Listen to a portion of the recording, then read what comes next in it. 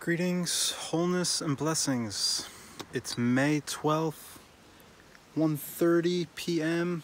Eastern Standard Time. Anywhere between 50 and 60 degrees Fahrenheit. And it's been a nice spring drizzle all day since I got to the farm around 8:30 a.m. Eastern Standard Time. And I just want to document the work that I got in today. So if you're up for some long format documentation of the farm, let's get into it. Oh, and a few things I wanted to share before we go get over there. So I started off the first part of the pasture that you're going to see with my smaller blade that I've had for about 2 years now. And the big part of the pasture, I started using my new blade that I just got last summer, a little bit longer. So, but I had to learn to get up to this. There's a little bit of a learning curve, if you know what I mean. And also something that I started doing this season that I had never done in the past 2 years that I've been scything. One of my mentor talks about putting a splash of apple cider vinegar, or just vinegar, in my holster on my sharpening, for my sharpening stone. I feel like that has made such a difference this season. So, little old-timer trick: if you're going to be scything, make sure to put a little splash of apple cider vinegar. I don't know the science behind it, but I do know that it makes a difference. So we got the scythe in here drying off, and we got the rake out of the rain the best I could. And let's go see what's going on over here. So made a little path to the spring. That's where I get the buckets, fill up my 5-gallon buckets until we get the spring with the hose coming down the mountain up and running again. And so this is like the pathway that I've established, but it's covered in grass now. So from here all the way down, scythed all this with the small blade. You can see the garlic and the peas. Garlic, still coming up wonderfully. And I got these cinder blocks reused, repurposed out of the woods. So I got my pallets for the seed trays up off the ground now, so it's harder for slugs to get up on there and eat the seedlings. We got the little pathway over to the little chill area under the tree, and then scythed around the low tunnel, got all this knocked back, and I'm gonna rake all this up with the rake and put it on the garden. And I scythed inside all of the scabious and lesser knapweed coming up. Now there's just grass coming up, and that'll make it easier for me to lay the grass on top. Got all this done. Bada bang. Got this whole section done.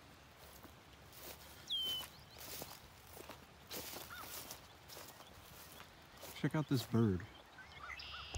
Pretty sure these are called the black-tailed redwing bird.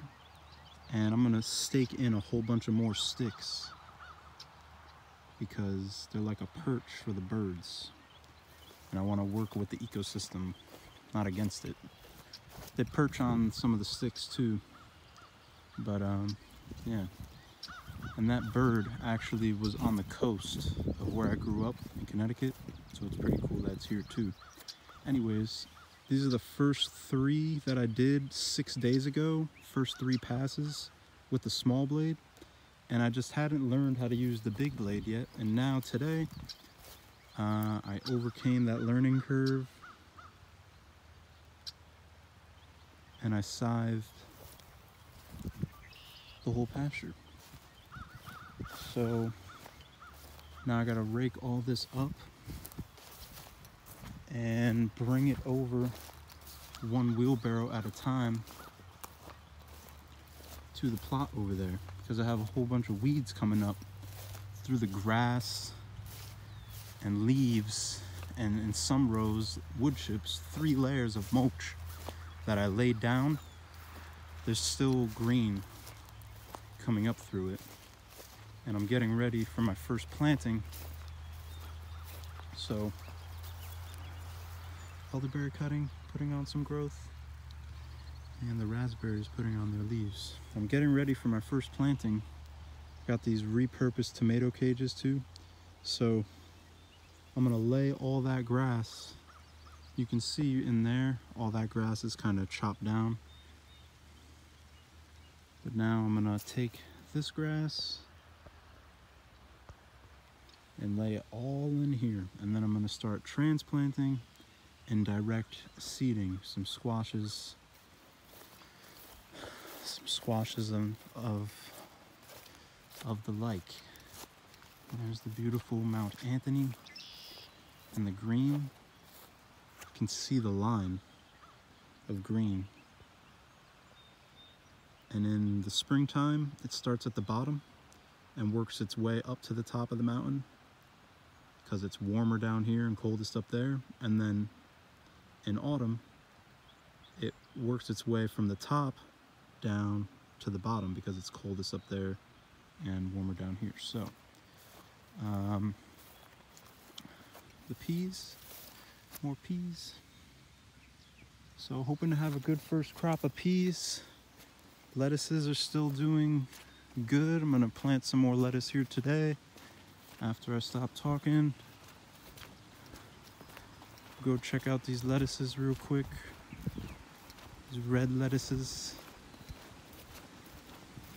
Got the nice stick technique.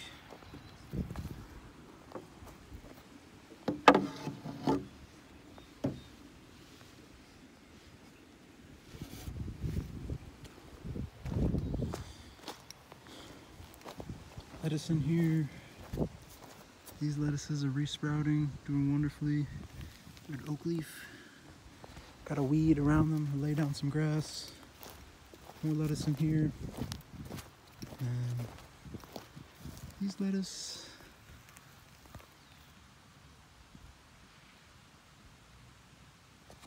Looking wonderfully. Something's not going well with these onions.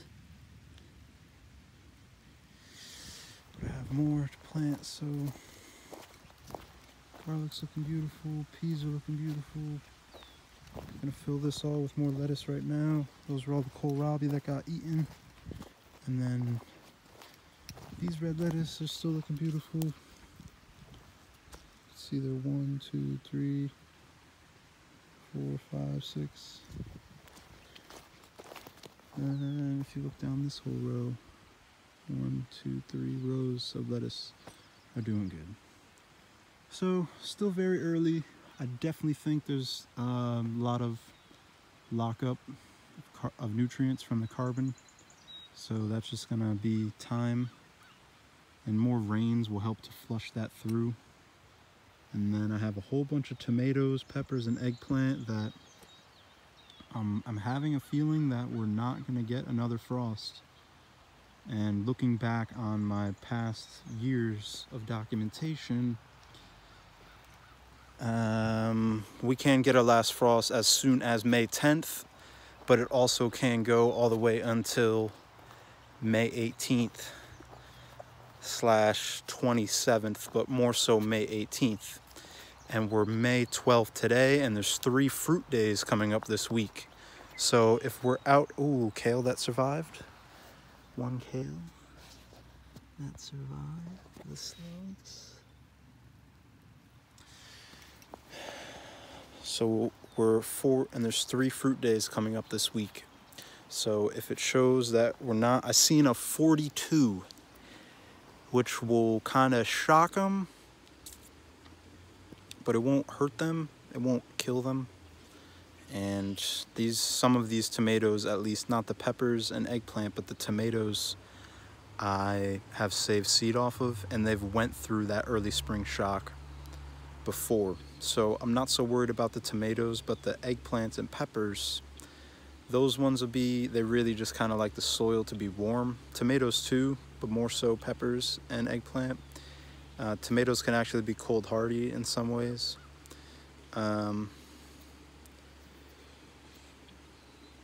But I have trialed the Rosa Bianca eggplant, and the other eggplant that I got is from this really nice seed company out of Minnesota.